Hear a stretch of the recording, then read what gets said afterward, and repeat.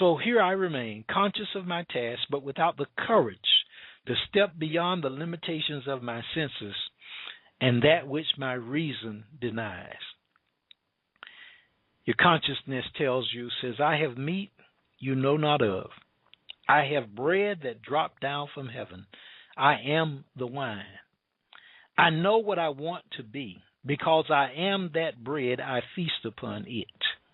I assume that I am, and instead of feasting upon the fact that I am in this room talking to you, I am talking to you right now, and you are listening to me. Listening to me wherever you are, I'm right here. And you feast upon the fact that I am elsewhere, and I walk here as though I were elsewhere. And gradually I become what I feast upon. When you take these words and begin to digest them and understand them, because, you know, again, you've been given enough just in the statements that we did at the beginning. Listen to them again on Blog Talk Radio here with I Will Restore Blog Talk Radio. You remember desire, decide, to be definite, define it, all of these kinds of things that we are talking about. You walk through, and it's a science. It's an exact science. When you walk through this story about the woman at the well, you are playing all the parts. So even though there are names like the woman from Samaria, Jesus the Christ, you're playing all the parts. It is your consciousness. And the five husbands, remember the five senses, they keep on locking you in and telling you who you are and what you can do and what you can have. And you are encouraged to deny what the senses say and to step into this dimensionally larger world and to practice this on a daily basis, because you're building that muscle.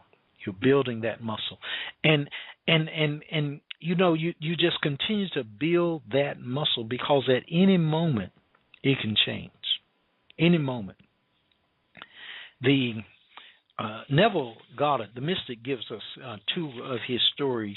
I want to just share with you a little about these stories. The first one, he talked about growing up in Barbados, which is where he was from, and that his family had 10 children, and his grandmother lived with him, lived with the family. And so between the mother, the father, and the 10 children, the grandmother, there were 13 people.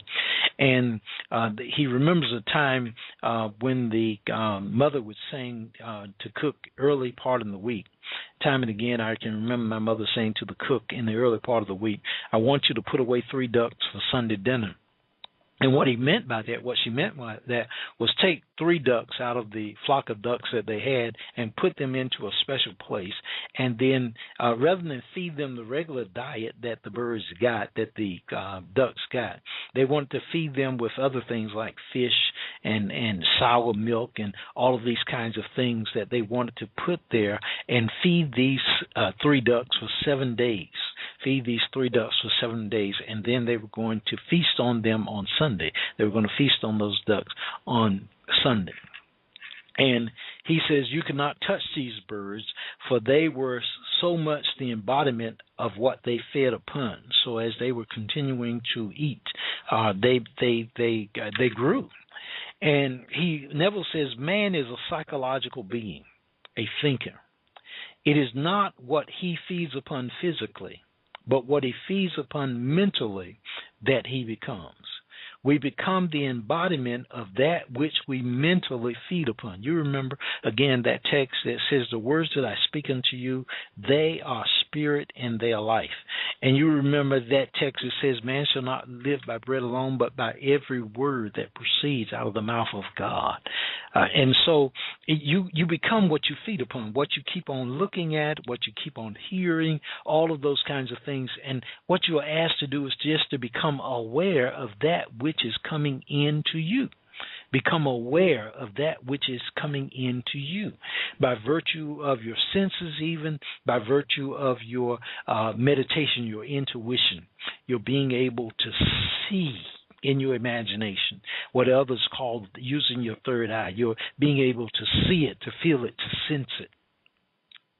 Can you feel the spirit? You have to release this present world, the world of the 5 senses, and allow yourself to feel the spirit. And let's do another song. Just listen to this song and see if this resonates with you.